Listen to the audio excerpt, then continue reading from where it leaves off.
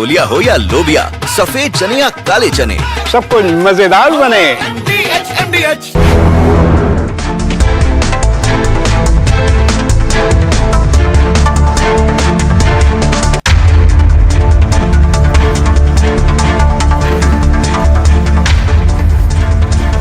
नमस्कार, मैं हूं सैयद सुहेल और आप देख रहे हैं आपका नंबर 1 शो ये भारत की बात है। उम्मीद करते हैं आप सभी पूरी तरह से फिट होंगे और बहुत बहुत सेहतमंद होंगे। आइए आपको बताते हैं आज ये भारत की बात है। मैं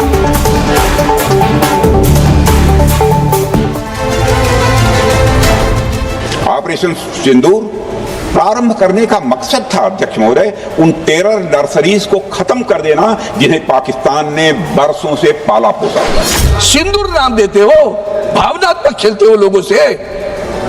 सिंदूर किसका छीना गया? हमारी बहनों का सिंदूर छीना गया ना। सरकार ने अपने संकल्प को फिर दोहराया और एयर स्ट्राइक करके पूरे प्रशिक्षण केंद्रों को तबाह किया। कहते हैं कि बहुत अच्छा बंदोबस्त हो गया है, टेररिज्म के हमने उनकी रीढ़ की हड्डी तोड़ दी। तब भी उरी होता है, तब भी बालाकोट, तब भी पुलवामा होता है, तब भी पहलगाम होता है। हम बता देना चाहते हैं कि ये एक नया भारत है और आतंकवादी हमले के बाद ये भारत मोमबत्तियां नहीं जलाता, ये दुश्मनों की चिता को जलाता है। इस ऑपरेशन का उद्देश्य कोई भी युद्ध छेड़ना नहीं था। क्यों नहीं था? होना चाहिए था। मैं पूरे देश की तरफ से सेनाओं के सभी जवानों के प्रति कृतज्ञता व्यक्त करता हूं अध्यक्ष महोदय। एक तरफ ऑपरेशन सिंदूर पर देश की संसद में चर्चा हो रही है, दूसरी तरफ पहलगाम का बदला ले लिया गया है।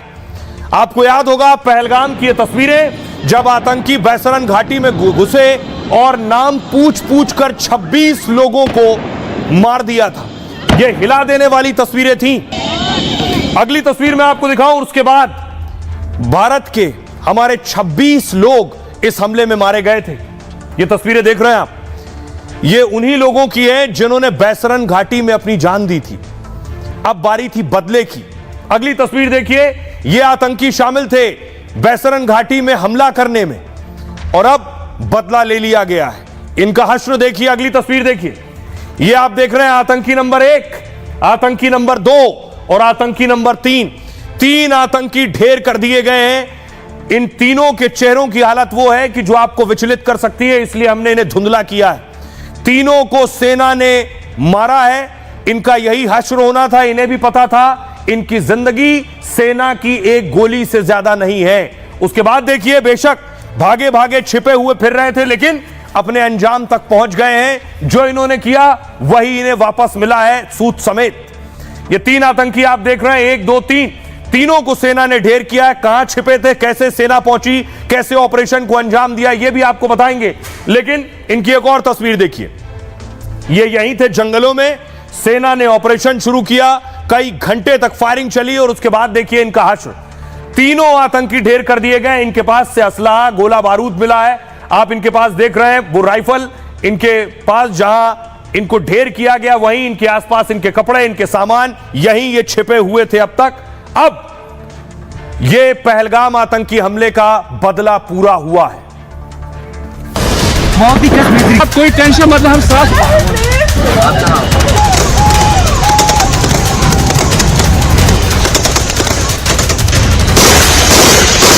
पहलगाम में आतंकियों ने देश की इज्जत पर हमला किया था।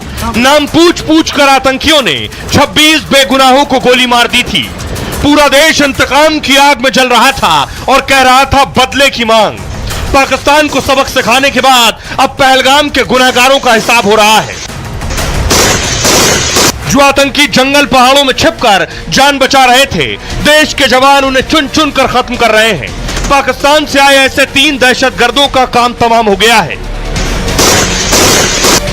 विदेशी हथियार और पाकिस्तान की चाल भी आतंकियों को बचा नहीं पाई, क्योंकि सेना ने तय कर लिया कि पूरा करेंगे हिसाब और पहलगाम के हर गुनहगार को करेंगे साफ। आइए अब आपको बताऊं वो आतंकी कहां छिपे हुए थे। वो 3 आतंकी, सबसे पहले उनकी तस्वीरें मैं आपको दिखाने जा रहा हूं। ये है वो तस्वीरें। पहली तस्वीर आतंकियों की दिखाई प्लीज। ये आप देख रहे हैं हमजा, ये वो हमजा है जो ढेर किया गया है। ये अगली तस्वीर आप देख रहे हैं सुलेमान शाह की, और ये एक और दूसरी तस्वीर मैं आपको दिखा रहा हूं। ये 3 आतंकी कहां छिपे हुए थे वो तस्वीर दिखा रहा हूं। अगली तस्वीर देखिए, ये आप देख रहे हैं, ये है वो जगह, सैटेलाइट इमेज। अगर आप देखिए, इस जगह का नाम है लिडवासा। ये लिडवासा, लाल घेरे में जो गोल घेरा आपको नजर आ रहा है, ये है लिडवासा। ये पहाड़ी इलाका है, ये जंगली इलाका है, और इसी पहाड़ी और जंगली इलाके में ये आतंकी छिपे हुए थे।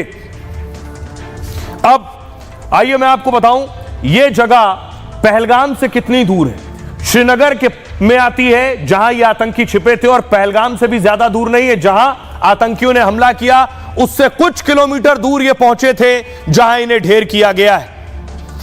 ये आप देख रहे हैं बाइसरन घाटी, पहलगाम, और यहां से 40 किलोमीटर दूर आप देख रहे हैं लिडवासा, जहां इन 3 आतंकियों को ढेर किया गया है। अब इस ऑपरेशन को कैसे अंजाम दिया गया वो तस्वीरें मैं आपको दिखाऊं। इस ऑपरेशन को चलाने के लिए कुछ खास तकनीक का इस्तेमाल किया गया इन आतंकियों को ढूंढने के लिए। आप देख रहे हैं देसी ड्रोन का इस्तेमाल किया गया। ये आतंकी कहां छिपे हैं, जंगल में छिपे थे, जंगल में किस जगह पे छिपे हैं, इसके लिए खास थर्मल ड्रोन का इस्तेमाल किया गया।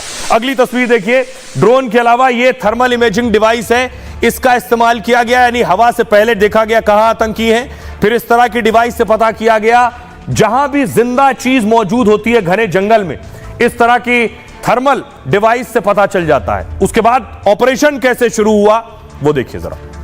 इस तरह की पहाड़ी थी, ऊपर आप ड्रोन देख रहे हैं। इस ड्रोन के जरिए यह पता चल जाता है जहां भी इंसान है, कोई जान है, क्योंकि बॉडी की जो गर्मी होती है, ये वो थर्मल डिवाइस है जो बॉडी की गर्मी से पता चल जाता है कि इस जंगल में कोई जिंदा चीज है। पहलगाम हमले के बाद भारत ने 2 बड़े ऑपरेशन शुरू किए। पहले ऑपरेशन सिंदूर से पाक और पीओके आतंकी कैंप तबाह किए गए। फिर पहलगाम के आतंकियों पर एक्शन के लिए ऑपरेशन महादेव चलाया गया। सेना को इनपुट मिला कि पहलगाम के गुनहगार महादेव पहाड़ी इलाके पर हैं, और इसलिए सेना और पुलिस ने मिलकर शुरू कर दिया ऑपरेशन महादेव। 96 दिनों से खुफिया तरीके से वो आतंकियों की घेराबंदी में जुटे थे। पहलगाम हमले में इस्तेमाल हथियार और उपकरण पर उसकी नजर थी।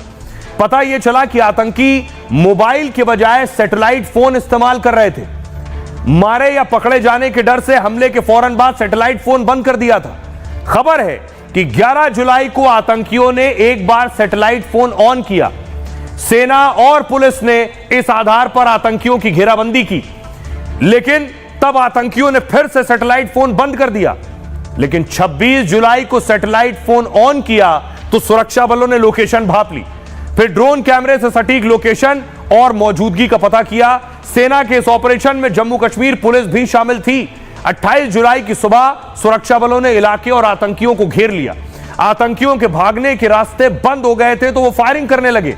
करीब 6 घंटे तक जंगल में एनकाउंटर चला और तीनों आतंकी मारे गए। खास देसी तकनीक का इस्तेमाल किया गया। सेना ने स्वदेशी ड्रोन और रडार का इस्तेमाल किया इस ऑपरेशन में, जिससे घने जंगल में छिपे आतंकी भी पकड़ में आए। सेना को हाल में नई तकनीक से लैस डिवाइस मिले थे। थर्मल इमेजिंग, रात में भी गतिविधियां देखी जा सकती हैं इसमें। पहलगाम के गुनाहगारों के लिए सेना ने यही किया। वो दिन रात आतंकियों की तलाश में जुटी रही। इस बात का भी ध्यान रखा कि आम लोग चपेट में ना आए। आतंकियों के पास हैंड ग्रेनेड और भारी हथियार थे। आईडी को निष्क्रिय करने के लिए रोबोटिक सिस्टम इस्तेमाल किया गया, और जब पूरी तरह से आतंकी जाल में आ गए तो ढेर कर दिया गया। आइए अब आपको सुनवाता हूं, सुनिए जरा इस ऑपरेशन के बाद, इस कामयाबी के बाद, बदला लेने के बाद सियासतदान क्या कह रहे हैं। जिस दिन से पहलगाम का हमला हुआ 22 अप्रैल से, उस दिन से आज तक हमारे फोर्सेस जो हैं, चाहे पुलिस हो, चाहे पैरामिलिट्री हो, चाहे आर्मी हो, इनके पीछे हम लगे रहें। अगर आज इनमें से एक भी जो है एनकाउंटर में मारा गया तो अच्छी बात है। पिछले कई महीनों से जम्मू कश्मीर पुलिस, सेना और सीआरपीएफ चला रही है, जिसमें आतंकवादी एलिमिनेट होते हैं। मुझे लगता है कि उसको तो ज़्यादा मीडिया हाईलाइट करती है, लेकिन ऐसे अनेक ऑपरेशन जिससे लोगों की ज़िंदगी बचती है वो हमारे ध्यान में नहीं आता। मैं सेना को, जम्मू कश्मीर पुलिस को और इस ऑपरेशन में लगे सभी साथियों को हृदय से बधाई देता हूँ। 3 आतंकी हमले में शामिल थे। ये मैं समझता हूँ कि पुलिस इसको डिटेल में बताए। We were debating this issue today जब हम ऑपरेशन सिंदूर पर बहस कर रहे हैं तो हम में से कुछ लोगों ने समाचारों में देखा होगा कि जम्मू कश्मीर में आतंकवादियों के खिलाफ ऑपरेशन महादेव चलाया जा रहा है और खबर आ रही है कि आज मारे गए आतंकवादियों में कम से कम एक आतंकवादी पहलगाम हमले में शामिल था। अब देखिए जरा कौन से आतंकी मारे गए हैं। ये जिन आतंकियों ने हमला किया था पहलगाम में, उन पर देखिए इनाम रखा गया था 20-20 लाख का। बाकायदा वांटेड के पोस्टर छपे और इनकी पहचान बताने वालों को 20 लाख का इनाम की बात की गई। अगली तस्वीर में आपको दिखाऊं, ये जो शख्स आप देख रहे हैं मूसा, ये मूसा भी इस आतंकी हमले में शामिल था। ये तस्वीर आप देख रहे हैं, इसे भी ढेर कर दिया गया है इस हमले में। तो पहलगाम के उन गुनाहगारों को ढेर किया गया है। कौन कौन इसमें शामिल थे देखिए जरा। यह है मूसा उर्फ सुलेमान, पहलगाम हमले का मास्टरमाइंड था और हिंदुओं का नाम पूछकर हमले का प्लान इसी का था। पाकिस्तान का मूसा ए कैटेगरी का खूंखार आतंकवादी था। पहलगाम के बाद उस पर 20 लाख रुपए का इनाम घोषित था। देश में 6 बड़े आतंकी वारदातों में उसका सीधे हाथ था। वो पाक की एसएसजी यूनिट में पैरा कमांडो भी रह चुका है। बाद में लश्कर में शामिल होकर आतंकी गतिविधि से जुड़ गया। 2022 के बाद वो घुसपैठ कर भारत आया और दक्षिण कश्मीर में आतंकी अभियान में जुटा था। जंगल और पहाड़ों में रहने में ये बहुत माहिर था। नाम और चेहरे बदल कर चकमा देता रहता था। यासिर भी पाकिस्तान से आया खूंखार आतंकी था और मूसा की तरह वो भी पाकिस्तान का एसएसजी कमांडो रह चुका है। पाकिस्तान के लश्कर कैंप में उसकी ट्रेनिंग हुई थी। खबर है कि उसने मूसा को पहलगाम हमले में मदद की। हथियार से लेकर भागने तक में इसका साथ दे रहा था। काफी दिनों से सुरक्षा बलों के रडार पर था। अबू हमजा भी पाकिस्तान का रहने वाला था, इसे भी ढेर कर दिया गया। कई सालों से कश्मीर में आतंकी नेटवर्क फैला रहा था। पहलगाम हमले में पहले इसका नाम नहीं आया, लेकिन खबर है कि अबू हमजा का भी उसमें हाथ था। सुनिए सियासतदान क्या कह रहे हैं, उससे पहले आपको सुनाऊं, सुनिए जरा लोग क्या कह रहे हैं। ऐसे आतंकवादियों को मार करके धुआं धुआं कर दिया। पाकिस्तान पोषित आतंकवाद को संदेश दिया कि अगर दोबारा हिंदुस्तान पे अगर तुमने धर्म पूछ करके, जाति पूछ करके आक्रमण करने का प्रयास किया तो तुम्हारी कब्रें हिंदुस्तान में खोद दी जाएंगी। हम भारत की आवाम, भारत की जनता, हम भारत की सेना के साथ हैं। जब तक वो 26 की बजाय वो 2600 हो, चाहे 26,000 हो, सारे आतंकवादी चुन चुन के मारे जाने चाहिए। पहलगाम का बदला ले लिया है और अभी तो जो छुपे हुए पहलगाम के आतंकवादी हैं उनको भी ढेर करना है। जानदार सेना ने धुआं उड़ा दिया। जो 4 आतंकी थे उसमें एक मेन जो मूसा था, उसके समेत 3 आतंकियों को मार गिराया है। उपलब्धि तो है ही, बहुत बढ़िया काम कर रही है। Indian army is one of the best army in the world. मतलब अभी पूरा नहीं हुआ है, बट हाँ काफ़ी हद तक जो उन्होंने पहलगाम में किया उसका उनको जवाब मिला है और भारत ने जो भी किया बहुत ठीक किया और बहुत सही किया। ये तो बहुत ही अच्छा किया है। ये हमारे हिंदुस्तान का सर सेना ने जो है ऊंचा कर दिया पूरे विश्व में और उनको ढेर करके मारा है। तो हमारे जो बहनें को सिंदूर उजड़े हैं उनके बदला जो आज पूरा हुआ है और हमें सेना पे गर्व है और ये हमारी सेना ऐसे ही ऑपरेशन और भी करती रही। अब तक बचे पड़े थे आतंकवादी, अब मारे गए। हमारी सेना बहुत मजबूत है और कामयाब है। वैसे ही काम करती रहे तो हमारा देश बहुत आगे जाएगा। और इस हमले के बाद, एनकाउंटर के बाद देखिए, ये आप देख रहे हैं चिनार कॉर्प्स ने बाकायदा ट्वीट किया और बताया 3 टेररिस्ट मार दिए गए भीषण गोलीबारी में। अगली तस्वीर में आपको दिखाऊं, ये हथियार बरामद हुए आतंकियों से बरामद, देख रहे हैं आप। ये राइफल, अत्याधुनिक राइफल इनके पास से बरामद हुई है। ये लेकर जंगलों में छिपे हुए थे ये लोग। अगली तस्वीर देखिए जरा, ये आप देख रहे हैं, ये है दाचीगाम नेशनल पार्क। इस जंगल को देखिए, कितना घना जंगल है। इस जंगल में आतंकी छिपे हुए थे और यहां इन्हें ढूंढना कितना मुश्किल काम था, इसे देखकर आप अंदाजा लगा सकते हैं। पहलगाम में अटैक करने के बाद त्राल के जंगल से ये इस जंगल तक आए। देखिए जरा, आखिर लगभग 3 महीने तक ये आतंकी कहां और कैसे छिपे हुए थे। पहलगाम हमले के बाद आतंकी दरअसल बचते भाग रहे थे। वो ऐसी जगह पर छिप रहे थे जहां से पकड़ में ना आए और इसके लिए उन्होंने कश्मीर के घने जंगलों का सहारा लिया है। लिडवास श्रीनगर के बाहरी इलाके में ऐसा ही जंगल था। यह कश्मीर के दाचीगाम नेशनल पार्क से जुड़ा हुआ था और दाचीगाम का जंगल 140 किलोमीटर के बड़े इलाके में फैला है। इस जंगल का एक हिस्सा पहलगाम से भी जुड़ता है और दूसरा हिस्सा दक्षिण कश्मीर के त्राल से। लेकिन जंगल और पूरे बॉर्डर में सुरक्षा बल बहुत मुस्तैद है, इसलिए वो जंगल में ही अलग अलग ठिकानों पर छिपे हैं। जंगल में कहां सुरंग है, कहां पहाड़ी है, उन्हें पता है। इन आतंकियों ने इलाके में बड़ा नेटवर्क फैला रखा था जो इन्हें इस बात की पहले से पूरी जानकारी देते थे और ऐसे हालात में फंसने पर उन्हें पूरी मदद भी देते थे, जैसे खाने से लेकर इलाज तक की सारी मदद। और इसी वजह से 3 महीने से ज्यादा वक्त से वो जंगल में छिपे रहे। सुनिए जरा क्या कुछ कह रहे हैं जम्मू कश्मीर के पूर्व डीजीपी एसपी वैद। तीनों पाकिस्तानी टेररिस्ट जो मारे गए हैं, लश्कर तैयबा जिसको टीआरएफ आजकल कहा जाता है उससे ताल्लुक है और इनसे काफी असला बारूद मिला है।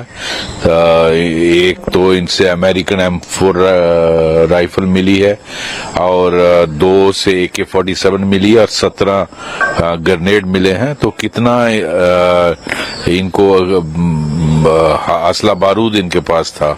अब मुझे लगता है श्रीनगर के पास अगर ये वहां आए हैं तो वहां छुपे हुए थे, क्योंकि ऐसी डिफिकल्ट जगह पे ऑपरेशन करना बहुत मुश्किल होता है। तो ये क्रेडिट जाता है जो जिन्होंने ये ऑपरेशन कंडक्ट किया, जिन्होंने ये ऑपरेशन स्पेसिफिक इनपुट जनरेट की। तो देशवासी उनका एहसानमंद रहेंगे। बहुत बड़ा कामयाब ऑपरेशन हुआ, अपना कोई नुकसान नहीं हुआ।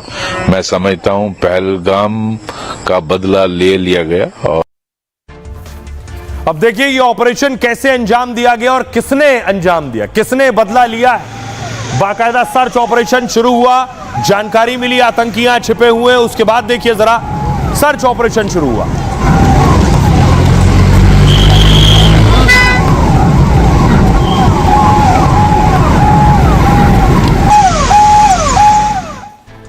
और इसमें बड़ा रोल निभाया है चिनार कॉर्प्स ने। चिनार कॉर्प्स के अलावा राष्ट्रीय राइफल्स ने। जिस वक्त पहलगाम के गुनाहगारों पर सवाल उठ रहे थे, उसी वक्त चिनार कॉर्प्स ने 3 दहशतगर्दों के खात्मे का ऐलान किया। बॉर्डर पर चिनार कॉर्प्स को दुश्मनों का काल भी कहा जाता है। आतंकियों के खिलाफ लड़ाई में इस टुकड़ी का बड़ा योगदान रहता है। इसका मुख्यालय श्रीनगर में है, लेकिन नजर पूरे जम्मू कश्मीर में रहती है। घाटी में दुश्मनों का चुन चुन कर सफाया करने के लिए जाना जाता है और कश्मीर घाटी में सेना की हर बड़ी कार्रवाई की जिम्मेदारी इसी कोर के पर होती है। इस कोर ने पाकिस्तान से हुई अब तक की सभी जंगों में शिरकत की है। भारत के ऑपरेशन सिंदूर में भी इसी टुकड़ी ने पराक्रम दिखाया और बॉर्डर के पास पाकिस्तान की चौकियों को तबाह किया था। चीन के साथ हुए मिलिट्री ऑपरेशन में इस कोर ने हिस्सा लिया। लेफ्टिनेंट जनरल राजीव घई इसी कोर के कमांडर रहे हैं, वही राजीव घई जिन्होंने ऑपरेशन सिंदूर की पूरी डिटेल दी थी और पाकिस्तान के एक एक झूठ को बेनकाब किया था। अब सुनिए जरा, आज बदला पूरा हुआ। वो पीड़ित परिवार क्या कह रहे हैं जिन्होंने अपनों को पहलगाम में खोया है। हाँ जी, वो तो बहुत अच्छा सबूत हुआ है तो और हम लोगों को इससे इंसाफ मिला है। इन लोगों का खात्मा होना चाहिए जो ये बेगुनाह लोगों को, नहते लोगों का कत्ल करते हैं, तो इनका तो खात्मा ही होना चाहिए। मैं मोदी जी का शुक्रिया अदा करता हूँ। उन्होंने मतलब पहले से ही हमारा साथ दिया। उन्होंने हमें मतलब मोदी जी ने ऑपरेशन सिंदूर करवाया, वो भी मतलब एक बहुत अच्छा कदम था उनका। उनको एक करारा जवाब ये हमारी सरकार की तरफ से मिला है। हम इनसे मुत्तफिक हैं, हम खुश हैं इसे। और ऑपरेशन सिंदूर पर आज संसद में भी बहस हो रही थी। ताज्जुब यह है कि एक तरफ पहलगाम का बदला लिया गया, दूसरी तरफ ऑपरेशन सिंदूर पर पहले तो हंगामा शुरू हुआ, बहस बाद में शुरू हुई। ये आप देख रहे हैं, ये लोकसभा की तस्वीरें हम आपको दिखा रहे हैं। आप सभी दल के नेता के साथ मेरी वार्ता हुई थी और सभी दल के नेताओं ने कहा था कि ऑपरेशन सिंदूर पर चर्चा होनी चाहिए। बिल्कुल होनी चाहिए सर। और मैंने सहमति दी थी, सरकार ने सहमति दी थी। अब फिर आग्रह कर रहा हूं, आप ऑपरेशन सिंदूर पर चर्चा होने दें। जो सारे विषय हैं उन सारे विषयों पर कभी भी सदन में। और उसके बाद देखिए चर्चा शुरू हुई। राजनाथ सिंह, गौरव गोगोई, गृह मंत्री अमित शाह और ललन सिंह बोलने के लिए खड़े हुए।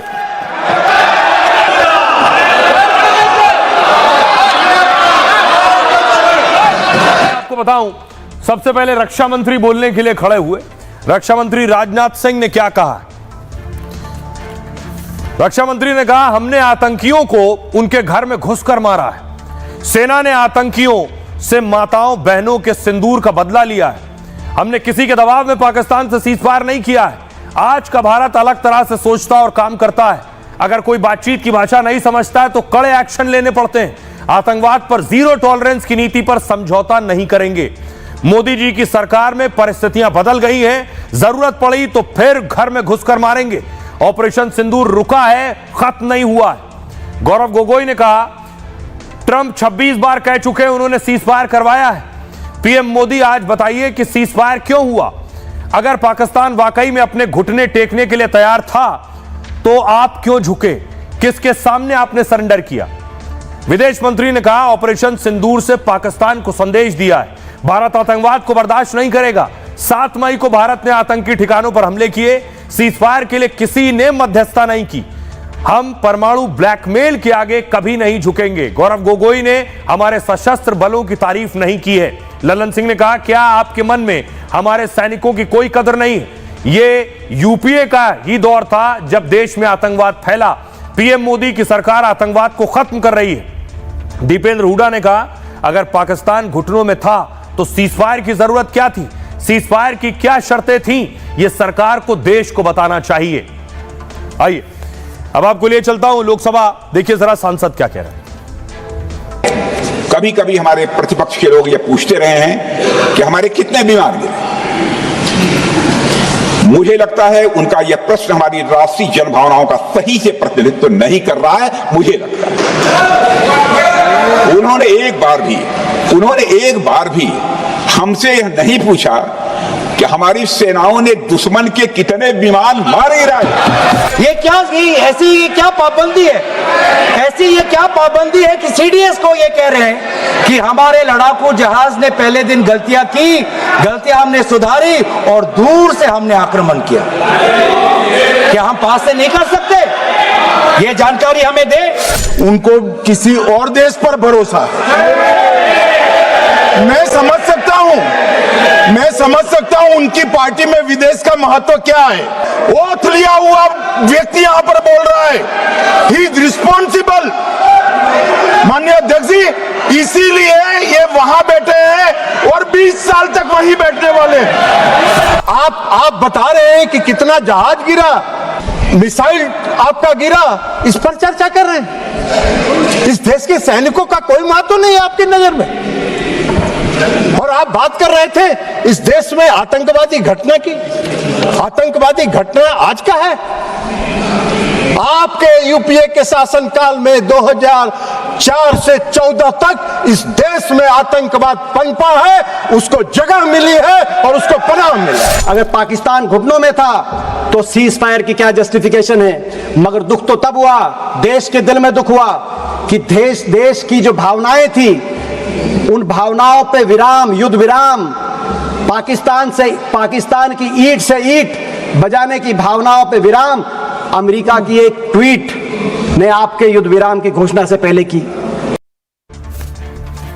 और इस बीच सोचिए, पहलगाम के आतंकियों को और मास्टरमाइंड को सेना ने मार गिराया और कांग्रेस के वरिष्ठ नेता राहुल गांधी के करीबी पी चिदम्बरम सवाल उठा रहे थे कि कैसे पता कि ये जो आतंकी आए थे पहलगाम में पाकिस्तानी थे। पहलगाम हमले पर जो आतंकी आए वो पाकिस्तानी थे, इस पर सवाल उठाए पी चिदम्बरम ने। एनआईए के पास इस बात के क्या सबूत हैं? क्या पता वो देश के ही आतंकवादी हो। शिवराज सिंह चौहान ने कहा, क्या कांग्रेस को चेहरे से नकाब उतरने का डर है? आतंक और आतंकवादियों से उनके क्या संबंध है? चिदम्बरम जी सबूत क्यों मांग रहे हैं? पाकिस्तान जो भाषा बोलता है वही कांग्रेस बोल रही है। कांग्रेस इससे पहले दिल्ली में सत्ता में थी, उनके पास जानकारी के कुछ स्रोत हो सकते हैं, अखिलेश ने कहा।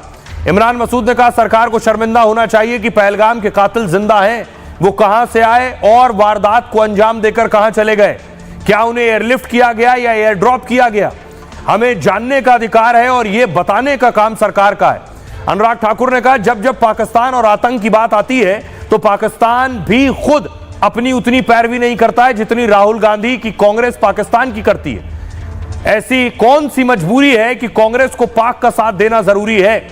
संजय सिंह ने कहा हो सकता है चिदम्बरम को कोई खास जानकारी हो, लेकिन सरकार कह चुकी है कि वो पाकिस्तानी आतंकी थे। पाकिस्तान का भारत में आतंक फैलाने का इतिहास रहा है। सुनिए जरा सियासतदान क्या कह रहे हैं। चिदम्बरम साहब तो पाकिस्तान को क्लीन चिट दे रहे हैं, और चिदम्बरम जी जो बोल रहे हैं वो कहीं ऐसा नहीं है कि चिदम्बरम जी ही बोल रहे हैं, ये कहीं न कहीं गांधी परिवार, राहुल गांधी और ये कांग्रेस की ही वाणी है जो चिदम्बरम साहब उसको आर्टिकुलेट कर रहे हैं।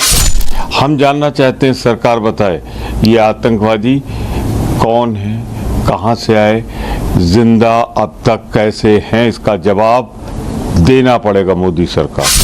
आखिर की चिदम्बरम ये क्यों कह रहे हैं? सबूत मांग रहे हैं कि पाकिस्तान का हाथ कहां से?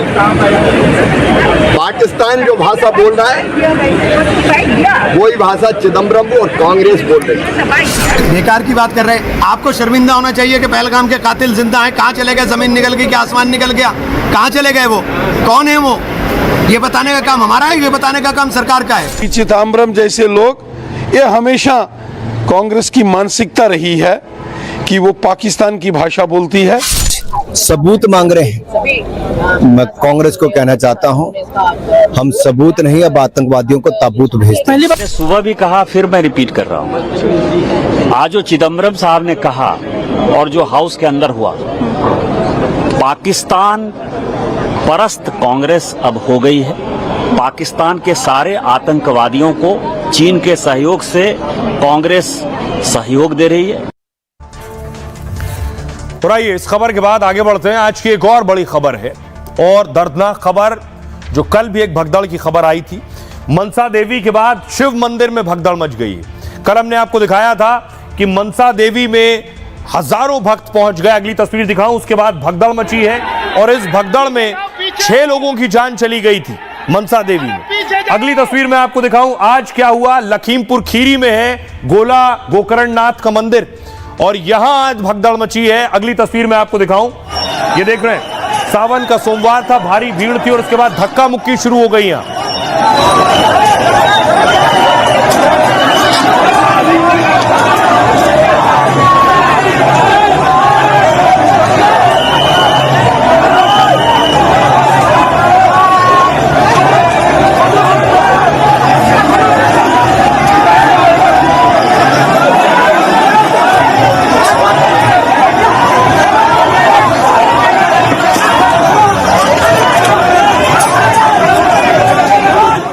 अब देखिए, बाराबंकी का अफसानेश्वर मंदिर है।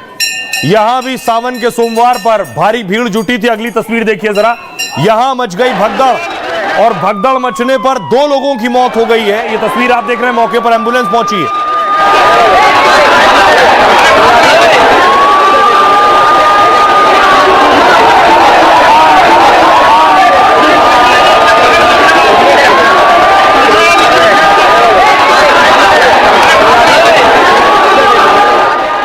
और उसके फौरन बाद एम्बुलेंस पहुंची मौके पर, और जो लोग दरअसल वहीं जख्मी हो गए थे, घायल हो गए थे, उन्हें देखिए, कुछ लोग बेहोश हो गए भगदड़ में, उन्हें सीपीआर दिया गया।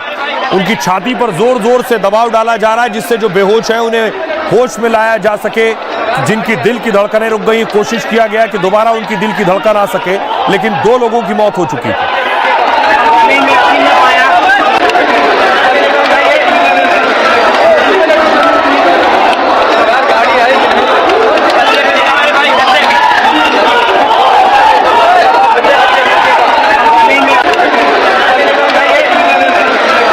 उसके बाद देखिए, कुछ लोगों को अस्पताल में भर्ती कराया गया। स्ट्रेचर पर आप लोग देख रहे हैं, अस्पताल में लोग देख रहे हैं, अपनों को पहुंचे हैं, जो लोग कोशिश कर रहे हैं कि होश में आ जाएं किसी तरह से।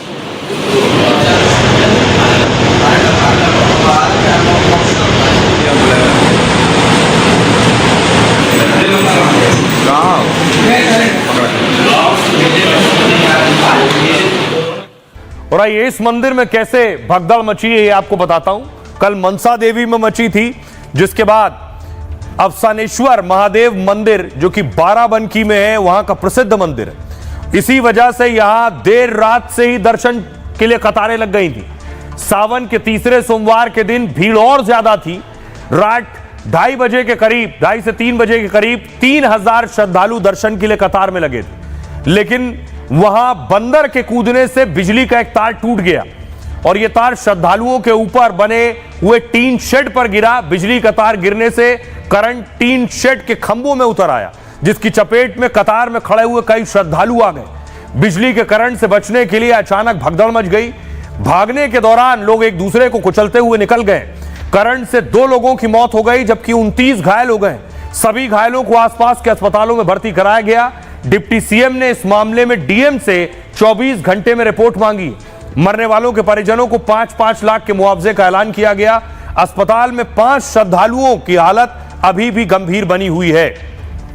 सुनिए जरा प्रशासन का क्या कहना है। बहुत ही दुखद घटना है और पूरी घटना के उच्च स्तरीय जांच के आदेश दिए गए हैं। जिलाधिकारी महोदय से 24 आवर्स में रिपोर्ट्स मांगी गई है और घटना के कारणों की जांच के साथ साथ भविष्य में ऐसी घटनाओं की पुनरावृत्ति न हो। सभी जो हमारे मंदिर शिवालय हैं जहां पर श्रद्धालु एकत्र हो रहे हैं वहां भी आवश्यक कदम उठाने के निर्देश दिए हैं पूरे प्रदेश में। मॉर्निंग में सीनियर ऑफिसर्स वहाँ गए थे, एडीजी जोन, आईजी रेंज और कमिश्नर वहाँ पर गए थे, डीएमएसएसपी थे ही वहाँ पर। एक बंदर के एक तार पर लटकने के कारण वो तार जो था ऊपर जो टीन शेड था उस पर टच करा, जिससे कि जो मंदिर का ऊपर का एरिया था बारिश भी हो रही थी तो उस वजह से उसमें करंट आ गया, जिसमें 2 लोगों की दुखद मृत्यु हुई है। तार टूटने की वजह से वो शेड पर गया, शेड में कुछ करंट आ गया जिसकी वजह से करीब 19 लोगों को इलेक्ट्रिक शॉक लगा। सीएचसी हैदरगढ़ और सीएचसी कोहलीगढ़ में ले जाएगा। अब देखिए सावन का सोमवार था, हर मंदिर में भीड़ थी। ये तस्वीर देखिए जरा, ये उज्जैन के महाकाल की तस्वीर आप देख रहे हैं। हजारों भक्तों का सैलाब था आज के दिन।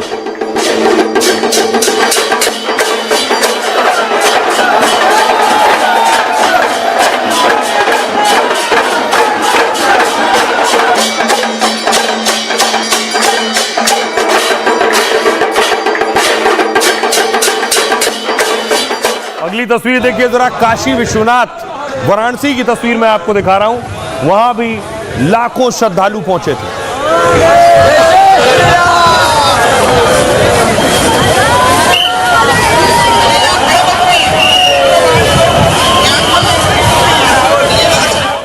और इससे पहले कल हरियाली तीज था। इस मौके पर देखिए जरा बांके बिहारी मंदिर में यहां भी भारी भीड़ थी। ये बांके बिहारी की तस्वीर मैं आपको दिखा रहा हूं, मथुरा की।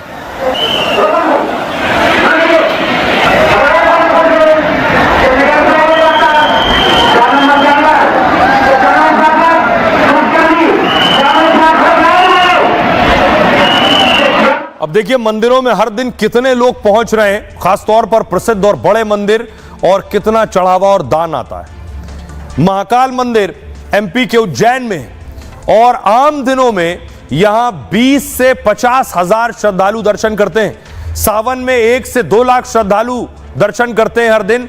पिछले 12 से 24 जुलाई तक 25 लाख भक्तों ने दर्शन किए और इन 12 दिनों में 7 करोड़ 88 लाख मंदिर की में कमाई हुई है। यानी हर दिन मंदिर में 65 से 70 लाख रुपए चढ़ावा चढ़ता है और दान आता है।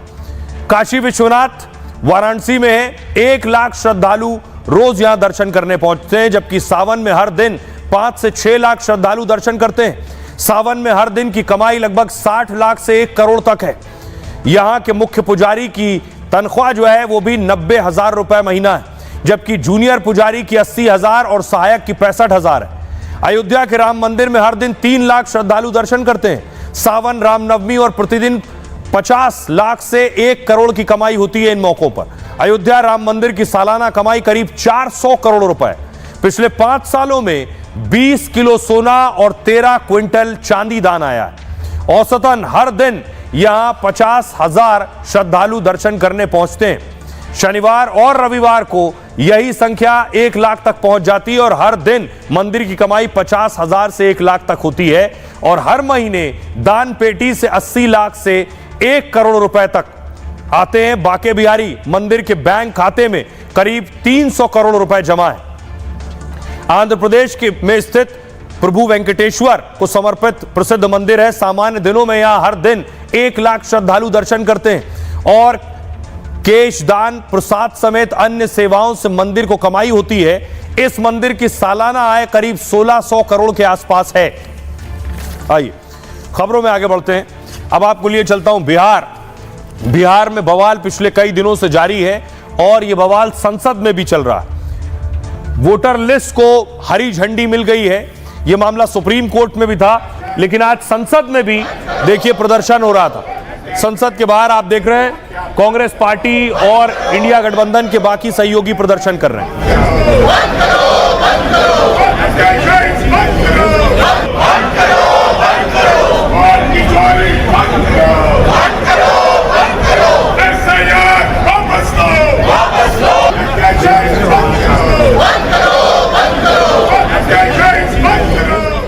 और इसमें पिछले कई दिनों से हंगामा बिहार में भी चल रहा था। बिहार की विधानसभा में विधायक प्रदर्शन कर रहे थे।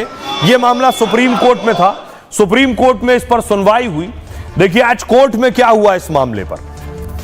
बिहार में नई वोटर लिस्ट पर फिलहाल रोक नहीं लगेगी।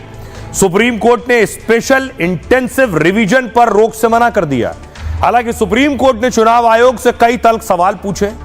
सुप्रीम कोर्ट ने दो टूक पूछा है कि आधार कार्ड क्यों नहीं स्वीकार हो रहा है। सुप्रीम कोर्ट ने वोटर कार्ड और राशन कार्ड स्वीकार नहीं करने पर भी सवाल पूछे, जिसके जवाब में चुनाव आयोग ने कहा राशन कार्ड पर विचार नहीं किया जा सकता है। यह बहुत बड़े पैमाने पर बना है और फर्जी होने की संभावना बहुत ज्यादा है। इस पर सुप्रीम कोर्ट ने कहा अगर बात फर्जीवाड़े की है तो धरती पर कोई ऐसा डॉक्यूमेंट नहीं है जिसका फर्जीवाड़ा ना किया जा सके। आखिर 11 दस्तावेज स्वीकार करने का आधार क्या है? इन सभी दस्तावेजों का फर्जीवाड़ा भी नामुमकिन नहीं है।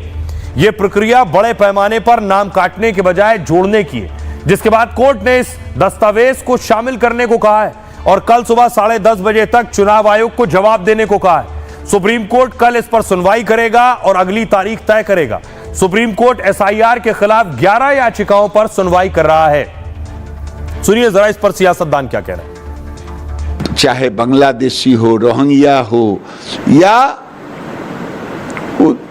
मुसलमान हो, जो प्रस्थ हैं, जो दूसरे से ज्यादा प्रेम ये तुष्टीकरण की सीमा पार करते हैं, ये उसी के लिए हाय तो मचा रहे हैं कि ये नाम कटा क्यों। एक रिस्पॉन्सिबल पार्टी होने के नाते अब लाखों में वोट कट जाए, वोटिंग राइट समाप्त हो जाए, तो पॉलिटिकल पार्टी इसको कैसे देख सकती है। तो हम लोग के इश्यूज को तो वो सब कर ही रहा है। वो भी कह रहा है कि नहीं, आधार कार्ड को क्यों नहीं आप मान रहे हैं, वोटर आइडेंटिटी कार्ड को क्यों नहीं मान रहे हैं, राशन कार्ड को आप क्यों नहीं मान रहे हैं। तो ये तो बात पुख्ता हो गया कि जो हम लोग कह रहे थे वो सही बात है। इलेक्शन कमीशन जो कर रहा है उससे बिहार में जो बिल्कुल समाज में निचले तबके के लोग हैं, आर्थिक सामाजिक तौर पर, उनको दिक्कत आ सकती है, उनका नाम कट सकता है।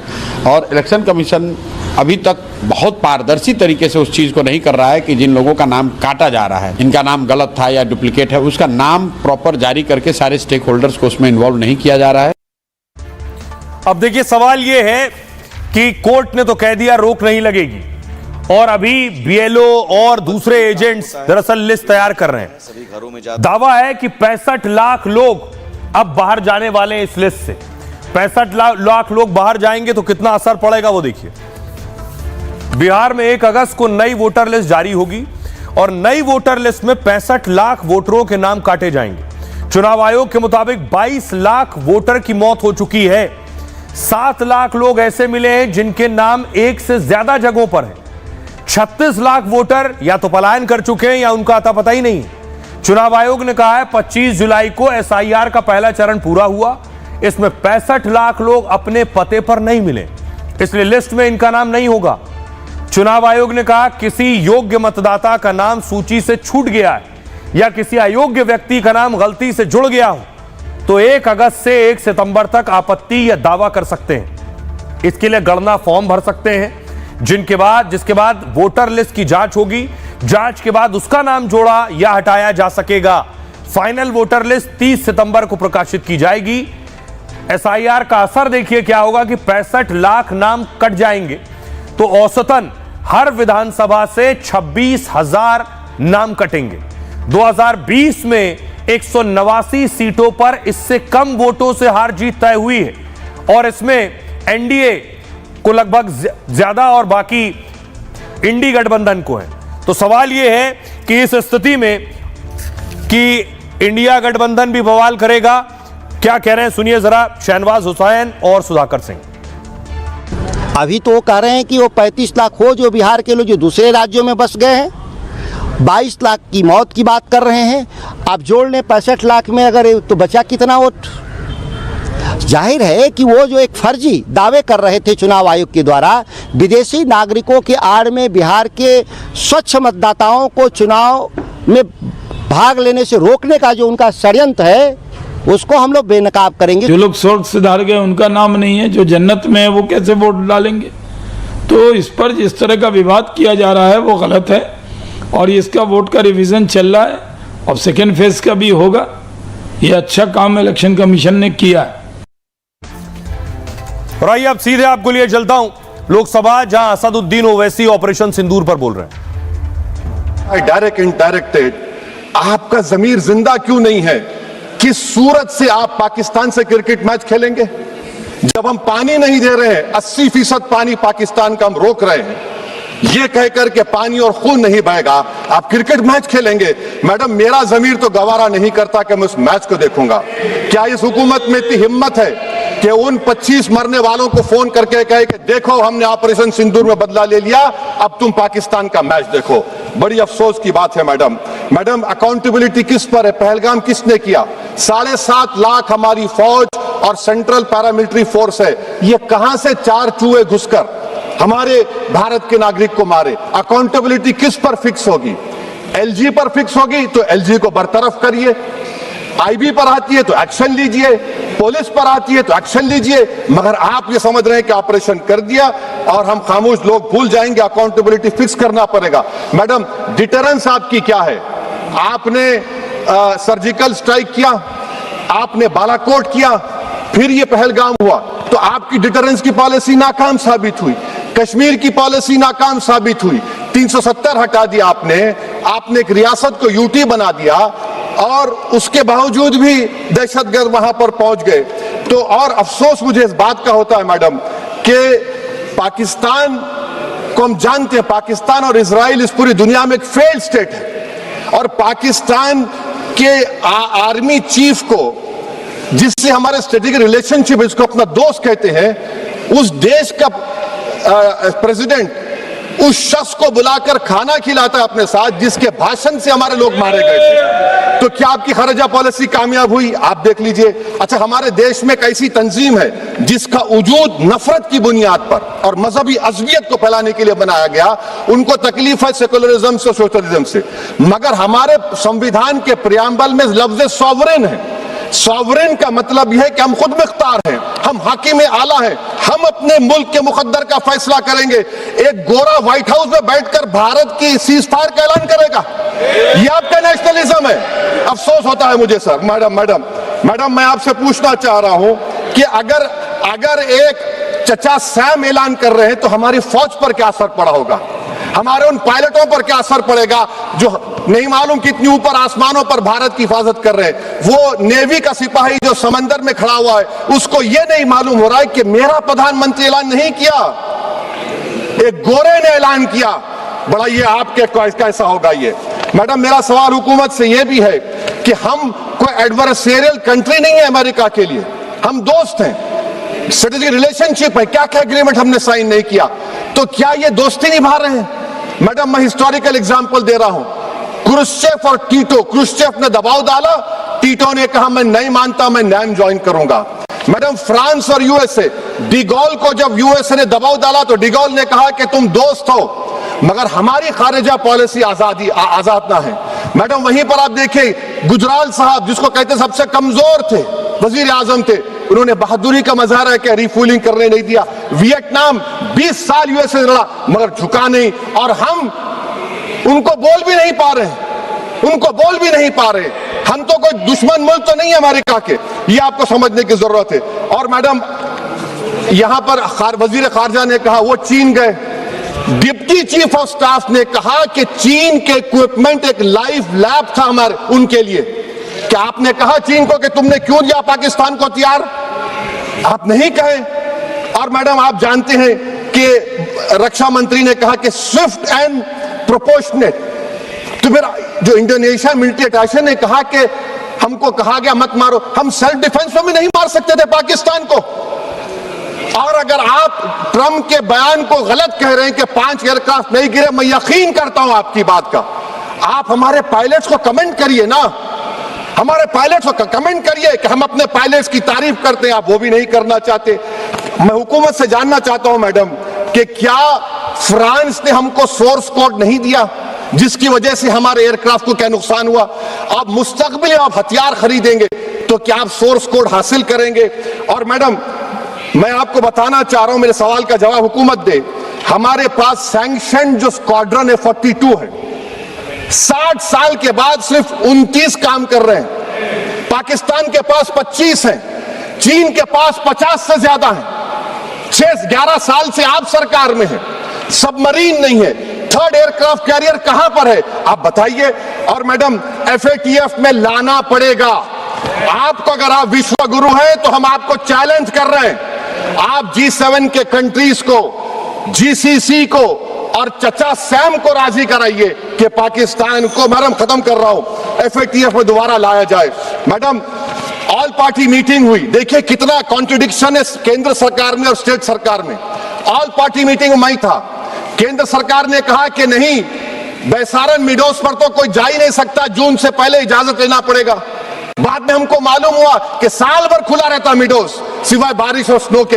ये कॉन्ट्रडिक्शन है केंद्र सरकार में। वहां पे मैं हुकूमत से मुतालबा करता हूं मैडम आपके जरिए से कि कौमी सिक्योरिटी को, नेशनल सिक्योरिटी को, खारिजा पॉलिसी को, फॉरेन पॉलिसी को राजनीति का मुद्दा मत बनाइए, राजनीति का मुद्दा मत बनाइए। ये हमारे मुल्क में मुफाद होगा, हमारे मुल्क के इत्तेहाद और एकजुटती को आप एक वोट का जरिया मत बनाइए। और मैं एक आखिरी बात पूछ रहा हूं मैडम, क्या चीन ने हमसे कहा था कि सीज फायर कर लो? और कैसे पाकिस्तान ने हमारे पायलट्स की बातों को सुना कि हमारा कम्युनिकेशन एनक्रिप्ट नहीं है? मैडम आखिर में मैं अपने शेर से इस अपनी बात को खत्म करूंगा कि अपने ही हाथों से सर अपना कटाना है हमें, मादर हिंद पे भेंट चढ़ाना है हमें, किस तरह मरते हैं एहरार वतन भारत पर, ये तमाशा है जो दुनिया को दिखाना है हमें। ये मैं भारत की उस बहादुर फौज के नाम पे करता हूं, मुसल्ह फौज के नाम पे करता हूं। ये शेर कहने वाला कोई बीजेपी का नहीं था, ये शेर कहने वाले का नाम शेर था, शहीद अशफाकुल्लाह। मैं फिर से हुकूमत से कह रहा हूं, पाकिस्तान टेररिज्म करेगा, आप तैयार हो जाइए। आप चीन से मोहब्बत, कितना इम्बैलेंस हुआ ट्रेड का, कितना इम्बैलेंस हो रहा है चीन से। अच्छा जब गलवान हुआ उस वक्त भी ट्रंप ने कहा था कि मैं बात करूंगा, हमने कहा नहीं बात करेंगे, जरूरत नहीं है। आज ट्रंप हमारे से पहले बोलता है इज्जत नफ्स भी कोई चीज होती है, इख्तिदार में कोई यहां रहेगा कोई वहां रहेगा, मगर इख्तिदार में इकबाल होना चाहिए। बदबख्ती की बात यह है कि आपने इकबाल को खो दिया। बहुत बहुत शुक्रिया। तो आप असदुद्दीन ओवैसी को सुन रहे थे, ऑपरेशन सिंदूर पर चर्चा के दौरान बोल रहे थे।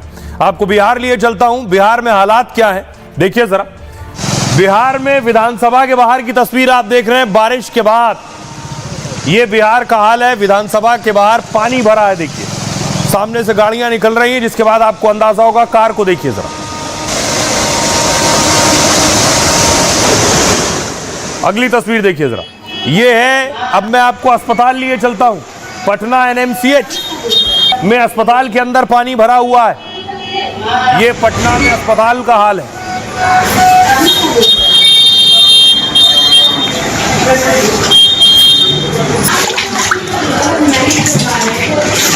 अगली तस्वीर देखिए, ये सचिवालय का थाना है और थाने के बाहर जरा पानी का हाल देखिए। पुलिस वाला कैसे किसी मामले में निकल कर जा पाएगा, या तो तैर के जाएगा, दूसरा कोई विकल्प नहीं।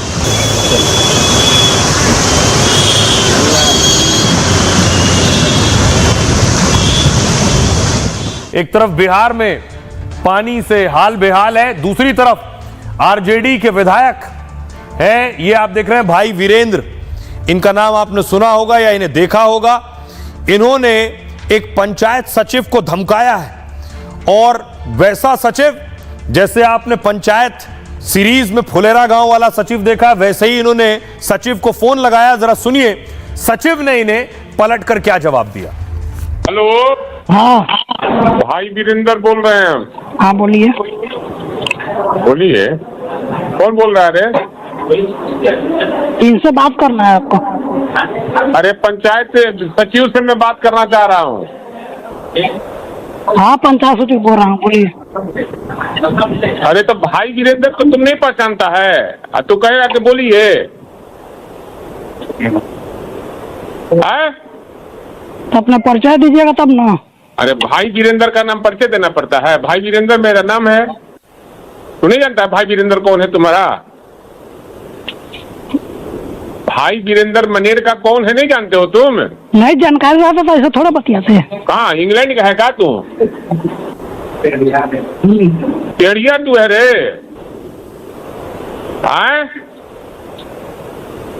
मनेर का विधायक को नहीं जानता तुम? हाँ विधायक जी बोलिए। अरे विधायक जी बोलिए, फिर जूता से मारेंगे घीट के, समझा? तू टेप करो चाहे जू करो। तुम कह रहा कि विधायक जी बोले प्रोटोकॉल का ख्याल नहीं रखेगा रे?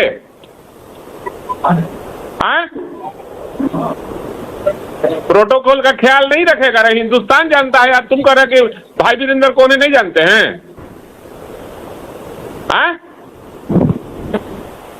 अरे बोलता क्या नहीं है? अरे तो बोलिए ना, क्या बात है? आप प्रणाम करना चाहिए। हाँ प्रणाम विधायक जी, बोलिए। अरे ये रिंकी देवी का, रिंकी देवी का पति का बनना है, अविनाश कुमार का मृत्यु प्रमाण पत्र। हाँ तो बनवाइए। आवेदन मेरे पास आया हुआ है उनका। आपका आवेदन गया हुआ है? कब का? देखिए टेढ़ई से काम मत कर, तू कर्मचारी है, कर्मचारी सन काम कर। हाँ तो अभी प्रेम से बतियाइएगा तो प्रेम से बतियाएंगे, ठीक है ना? नहीं जो जहाँ जो कुछ करना रहता है करना होगा, करते रहिएगा, कोई ऐसा डर नहीं है हमको, ठीक है? सीधा बतियाइएगा, सीधा बतियाएंगे, टेढ़ी बतियाइएगा, टेढ़ी बतियाएंगे। ऐसा डरने वाला कोई यहाँ पे है नहीं।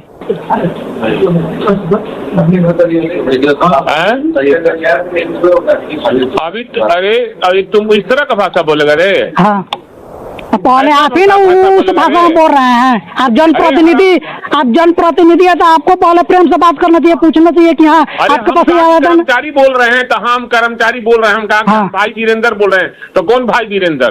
हाँ तो हम नहीं जानते थे यहाँ का विधायक का क्या, विधायक जी का क्या नाम है? तू नहीं जानता है? तुम विधायक जी का नाम? हाँ नहीं जानते थे। तो तुमको नौकरी करने का अधिकार नहीं है मनेर में? जब नहीं जानता अपने प्रतिनिधि का नाम तो जाके लिख दे दीजिए, ट्रांसफर करा दीजिए। ट्रांसफर नहीं? हाँ अब दूसरा बात हो जाएगा ना, ट्रांसफर। उतना धमकी मत दीजिए, उतना धमकी से कोई डरना न जा रहा है। दूसरा बात हो जाए, क्या हो जाएगा? कहाँ कह रहे तू? अरे काम का बात कीजिए ना, क्या काम है? मैंने काम कहा ना। हाँ मैंने काम कहा ना। तो प्रोसेस में गया हुआ है, ये सर को ऑफिस में आवेदन जमा है, वहाँ से जिला लॉगिन में जाएगा, वहाँ से फॉरवर्ड होके आएगा, ओके अनुशंसित होगा, तब हम लोग के लॉगिन में आएगा तो बने। तो विधायक जी ने सचिव के साथ बदतमीजी की। इसके बाद सचिव ने विधायक जी के खिलाफ एफआईआर लिखवा दी है SC/ST एक्ट में। सुनिए। माननीय विधायक जी का फोन आया और धमकी भरे शब्द का उपयोग करते हुए हमको संबोधित किया और जूता से मारने जैसे शब्द का उपयोग करते हुए धमकाए। इसी को हम मैंने आपत्ति दर्ज कराने के लिए SC/ST थाना में आए हुए हैं। हाँ डर लग रहा है। लास्ट में मैंने ये शब्द बोलते हुए धमकी दिए कि यहाँ मैंने ट्रांसफर के फेर में मत रहो, यहाँ पे दूसरा कुछ भी हो सकता है। दूसरा कुछ शब्द कहते हुए ये मैंने क्लियर ना किया कि मैंने क्या कराएंगे, निलंबित कराएंगे कि जान से मरवाएंगे। मैंने दूसरा कुछ कहते हुए, दूसरा कुछ शब्द का मैंने यूज करते हुए धमकी भरा शब्द का मैंने। और अब आपको बताता हूं, ये आरजेडी के विधायक को आपने देख लिया, लेकिन बिहार में ये कहा गया पिछले दिनों कि जंगल राज बिहार में लौट रहा है। दिन दहाड़े हत्याएं हो रही थी। अगली तस्वीर दिखाऊं, एक बदमाश का एनकाउंटर हुआ है। ये आप देख रहे हैं, डब्लू यादव का एनकाउंटर हुआ। ये कहां एनकाउंटर हुआ? इसने गलती कर दी कि ये यूपी पहुंच गया। अगली तस्वीर देखिए जरा, योगी के गढ़ में पहुंच गया उत्तर प्रदेश, और उत्तर प्रदेश में कोई बदमाश पहुंचा तो उसका क्या हाल होगा, अगली तस्वीर देखिए। ये आप देख रहे हैं, यूपी पुलिस और बिहार पुलिस ने मिलकर ज्वाइंट ऑपरेशन चलाया और ज्वाइंट ऑपरेशन में इसे ढेर कर दिया गया।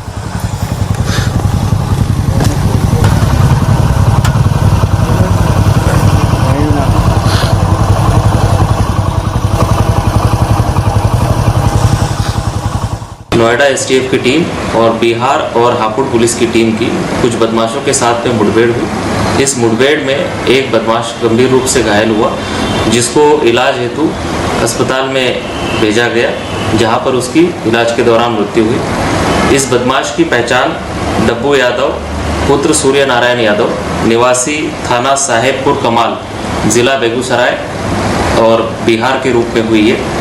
इसके बारे में और जानकारी प्राप्त हुई तो ये पता चला कि यह अभियुक्त बिहार में बेगूसराय जिले से वांटेड है और इसके ऊपर 50,000 का इनाम है। तो रही खबरों में आगे बढ़ते हैं। आज एक और हंगामा हुआ, डिंपल पर बयान और मौलाना पर एफआईआर। हुआ क्या कि डिंपल यादव पहुंची थी, तस्वीर आप देख रहे हैं, डिंपल यादव मस्जिद पहुंची थी जो संसद के पास है, साड़ी पहने हुए थी मस्जिद के अंदर, लेकिन कुछ मौलानाओं को यह अच्छा नहीं लगा। मौलाना साजिद रशीदी ने यह तस्वीर देखने के बाद डिंपल यादव की, सुनिए जरा क्या कहा। लेकिन वहां बैठकर बाकायदा मीटिंग हुई है, चाय आई है, नाश्ता हुआ है, और सबसे बड़ी बात, मैं आपको एक फोटो दिखाता हूं अंसार भाई, आप भी देखकर उस फोटो से शर्मा जाएंगे। मैं नाम नहीं लेता, सब जानते हैं। जो मोहतरमा उनके साथ थी, दो औरतें थी, एक तो बिल्कुल अपने मुस्लिम उसमें थी, सर पे दुपट्टा था उनका, सब कुछ था, इकरा हसन जी। जो मोहतरमा थी डिंपल यादव जी, आप उनकी पीठ का फोटो देख लीजिए, बैठी हैं। मौलाना के इस बयान के बाद देखिए, यह तस्वीर आप देख रहे हैं कि एनडीए के सांसद प्रदर्शन कर रहे हैं। बयान डिंपल यादव को दिया गया और बीजेपी एनडीए के सांसद प्रदर्शन कर रहे थे। महिला सांसद का अपमान नहीं सहेगा, नहीं सहेंगे। महिला सांसद का अपमान नहीं सहेगा, नहीं सहेंगे। नारी शक्ति का अपमान। और उसके बाद देखिए, समाजवादी पार्टी के नेता कार्यकर्ताओं ने साजिद रशीदी के खिलाफ एफआईआर दर्ज कराई।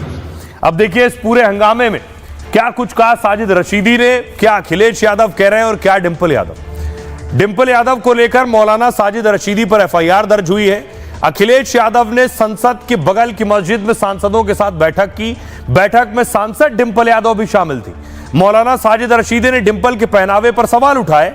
रशीदी से बयान को लेकर माफी मांगने की मांग की गई। रशीदी ने माफी मांगने से इनकार कर दिया, जिसके बाद सपा ने लखनऊ के एक थाने में शिकायत दी है।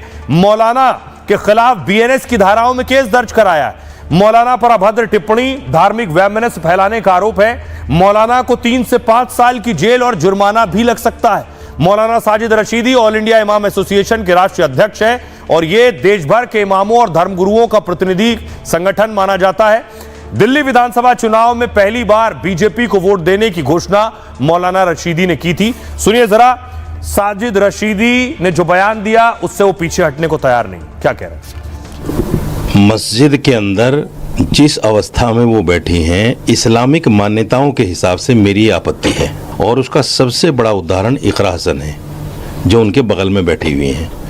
उनको उससे सीख ले लेनी चाहिए थी कि ये मुसलमान है, जिस तरह से ये बैठी है मैं भी कम से कम इस हालत में बैठ जाऊं, इस तरह से बैठ जाऊं। मेरे पास विकल्प ये है, मैं भी पुलिस के पास जाऊंगा, मैं भी वो फ़ोन नंबर्स दूंगा पुलिस को जिन फ़ोन नंबरों से मुझे धमकियां मिल रही हैं। अगर वो माफ़ी मांग लें कि हमने इस्लामिक मान्यताओं के खिलाफ किया है, हम तमाम मुसलमानों से माफ़ी मांगते हैं, तो मैं भी मांग लूँगा। बहुत ही शर्मनाक बात है। और जब वो महिलाओं की प्रतिनिधि हो, जनप्रतिनिधि हो, सबसे बड़ी पंचायत की सदस्य हो, ऐसी टिप्पणी करना, तो आप ये सोचिए कि आम जो महिला है उसके लिए क्या हम इस समाज में संदेश दे रहे हैं। बहुत अभद्र टिप्पणी है, अफसोसजनक है, और ऐसे लोगों पे कड़ी से कड़ी कार्रवाई होनी चाहिए। साजिद रशीदी ने निहायत निम्न स्तर की भाषा का प्रयोग हमारी सांसद मैनपुरी के लिए किया है। हमने मुकदमा दर्ज कराने के लिए तहरीर दी है। मुकदमा जरूर दर्ज होगा और उनके ऊपर कार्रवाई होगी। हमने उनको समय दिया था कि समय रहते माफ़ी मांग ले, क्योंकि हमारे राष्ट्रीय अध्यक्ष जी शालीन हैं और सबको लेकर चलते हैं, लेकिन आज तक उनकी माफ़ीनामा आया नहीं। तो अब कार्रवाई होगी, मुकदमा दर्ज होगा और वो जेल जाएंगे। शासन और सत्ता से हमें यही उम्मीद है, क्योंकि प्रायोजित और सुरक्षित भी भारतीय जनता पार्टी ही उनको कर रही है। रही आपको बताते हैं कि Realme series 5G the perfect AI party phone लाया है आपके लिए पूरे दिन की ताजा खबरें, बिल्कुल उसकी 7000 mAh स्लिम बैटरी की तरह जो चले पूरा दिन। बहरहाल ये भारत की बात है, मैं इतना ही। आप अपना और अपनों का बहुत बहुत ख्याल रखिए। रुक रहे हैं एक छोटे से ब्रेक के लिए।